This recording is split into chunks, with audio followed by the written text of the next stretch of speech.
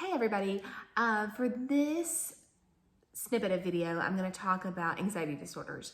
As a group, anxiety disorders are the most commonly disorder, if that makes sense. There are different types of anxiety disorders. There's phobias, which is an irrational fear. There's simple phobias and social phobias. Simple phobias are an irrational fear of an event or an object, like arachnophobia, fear of spiders, claustrophobia, fear of enclosed spaces. There's tons and tons of different phobias. I will say very few people actually get help with phobias. Most people just avoid the trigger, which can work depending on what you're afraid of and where you live. Like if you're afraid of spiders and you live in Alabama, there's a lot of spiders.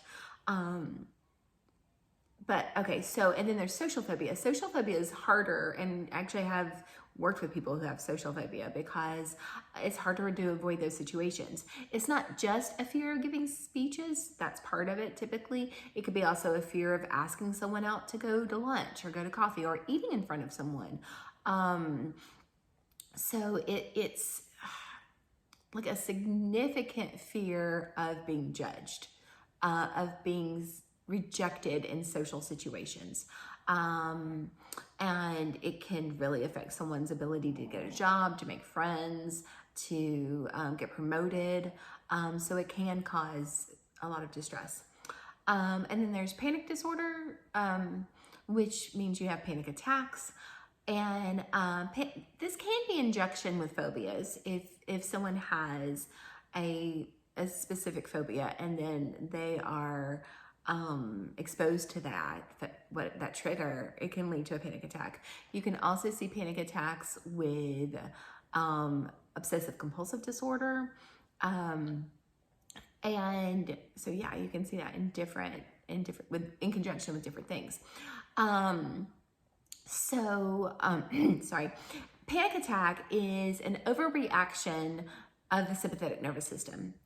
So your body is reacting as if it is being chased by a bear. Your fight or flight or freeze is engaged. You're breathing rapidly and shallowly. Your heart is going through the roof. And then and when I say then, I'm not sure which comes first. It doesn't really matter. But in your brain is thinking things like, I'm losing control, I am trapped, I am having a heart attack, I am going to die, I am going crazy. And then that causes your sympathetic nervous system to react even more and the thoughts to get worse, and it cycles and cycles. They tend to be kind of short in nature. They tend to be very intense, but usually either they kind of run their course, someone does some kind of intervention, and we're gonna talk about interventions next week, but they do some kind of intervention, or sometimes people go to the emergency room and because they think they're having a heart attack, and then they get intervention at the emergency room. I had a client ask me, what's the worst thing that could happen? Like if you kept on. I said, well, eventually you pass out and you would kind of reset. It's like you can't, he said, so I wouldn't like die. And I said, no, it's kind of like you can't die by holding your breath. You will pass out and you will breathe. Okay, so, and then there's generalized anxiety disorder. And generalized anxiety disorder is a pervasive feeling of worry about multiple topics for a significant amount of time. They say 6 weeks, but usually I'd like to see a little bit longer, like a few months. And the worry is in a disproportionate response to whatever the trigger is. Like we all worry, or most of us. I guess there are some people who don't. I don't know any of these people. Like if you have a child, you worry, are they healthy? We worry about money. We worry about the state of the world. But if we're so worried about what might happen, we can't enjoy our lives, we might have generalized anxiety disorder. If every time your child has a headache, you think that they might have cancer, you might have generalized anxiety disorder. It is treatable. Again, we'll talk about treatments next week. Now, back when I was in college, and up until, I say fairly recently, but I guess it's been almost 10 years. But if you look at the history of psychiatry and psychology. 10 years is kind of recent. But back when I was in school and when I was a therapist, OCD was seen as an anxiety disorder. Now they have taken it out of the anxiety disorder category. And so with OCD, you have an obsessive thought and a compulsive behavior. And the obsessive thought, negative, intrusive, difficult to ignore, causes distress. I'm going to use Howie Mandel as an example. He has a germophobia. You can frequently, there's phobias involved with OCD. Not always, but frequently. And so he has a fear of germs. So I'm just going to imagine what his thoughts are. He touches something gross or touches anything.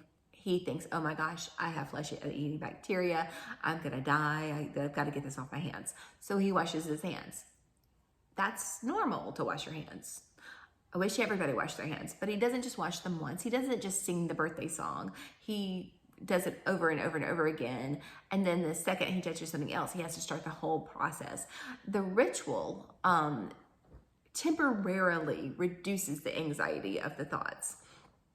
And the rituals tend to become more complicated and more complicated as time goes without intervention.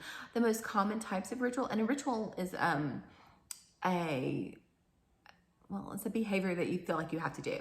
The most common types are washing, counting, putting things in certain order. Like I had a client who had to have a certain number of pencils on his desk, and they had to be from the tallest to the shortest. So if they got to be the same size, he would sharpen one to make it shorter. So that's putting things in order. Checking, washing, and counting. Okay, checking, washing, counting, and ordering. I just want to be sure I got them all. All right, and I think this is a good stopping point. So I think there's going to be one more video. Thank you.